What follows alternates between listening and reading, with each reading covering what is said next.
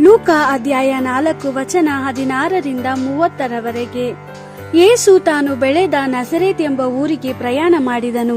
ವಾಡಿಕೆಯ ಪ್ರಕಾರ ಆತನು ಸಬ್ಬತ್ ದಿನದಲ್ಲಿ ಸಭಾಮಂದಿರಕ್ಕೆ ಹೋದನು. ಯೇಸು ಓದುವುದಕ್ಕಾಗಿ ಎದ್ದು ನಿಂತನು. ಪ್ರವಾದಿಯಾದ ಯೆಶಾಯನ ಗ್ರಂಥವನ್ನು ಆತನಿಗೆ ಓದಲು ಕೊಡಲಾಗಿತ್ತು. ಯೇಸು ಆ ಪುಸ್ತಕವನ್ನು ತೆರೆದು ಈ ಭಾಗವನ್ನು ಓದಿದನು. ಪ್ರಭುವಿನ ಆತ್ಮವು ನನ್ನಲ್ಲಿ ಇದೆ. ಬಡ ಜನರಿಗೆ ಶುಭ ಸಂದೇಶವನ್ನು ತಿಳಿಸಲು ದೇವರು ನನ್ನನ್ನು ಅಭಿಷೇಕಿಸಿದ್ದಾನೆ.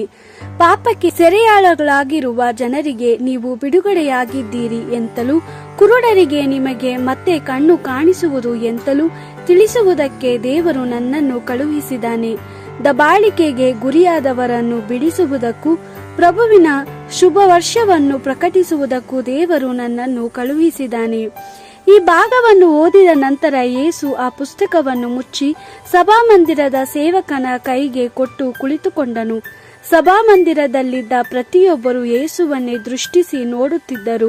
ಆಗ ಯೇಸು ಅವರಿಗೆ, ನಾನು ಇದೀಗ ಓದಿದ ಮಾತುಗಳನ್ನು ನೀವು ಕೇಳುತ್ತಿದ್ದಾಗಲೇ ಅವು ನಿಜವಾಗಿಯೂ ನೆರವೇರಿದವು ಎಂದು ಹೇಳಿದನು. ಜನರೆಲ್ಲರೂ ಯೇಸುವನ್ನು ಹೊಗಳತೊಡಗಿದರು. ಅವರು ಆತನ ಇಂಪಾದ ಮಾತುಗಳಿಗೆ ಆಶ್ಚರ್ಯಪಟ್ಟು, ಇವನು ಈ ರೀತಿ ಮಾತಾಡಲು ಹೇಗೆ ಸಾಧ್ಯ?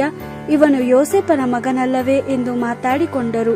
ಯೇಸು ಅವರಿಗೆ, ನೀವಂತೂ ವೈದ್ಯನೇ, ನಿನ್ನನ್ನೇ ವಾಸಿ ಮಾಡಿಕೋ ಎಂಬ ಗಾದೆಯನ್ನು ನನಗೆ ಹೇಳುತ್ತೀರಿ ಎಂಬುದು ನನಗೆ ಗೊತ್ತು. ನೀನು ಕಪೆರ್ನೌಮಲ್ಲಿ ಮಾಡಿದ ಕೆಲವು ಕಾರ್ಯಗಳ ಬಗ್ಗೆ ನಾವು ಕೇಳಿದ್ದೇವೆ.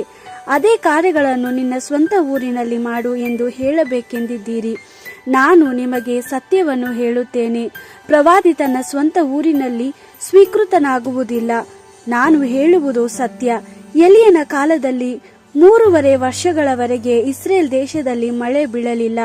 ದೇಶದ ಯಾವ ಕಡೆಯಲ್ಲಿಯೂ ಆಹಾರವಿರಲಿಲ್ಲ. ಆ ಸಮಯದಲ್ಲಿ ಇಸ್ರೇಲಿನಲ್ಲಿ ಅನೇಕ ವಿಧವೆಯರು ಇದ್ದರು.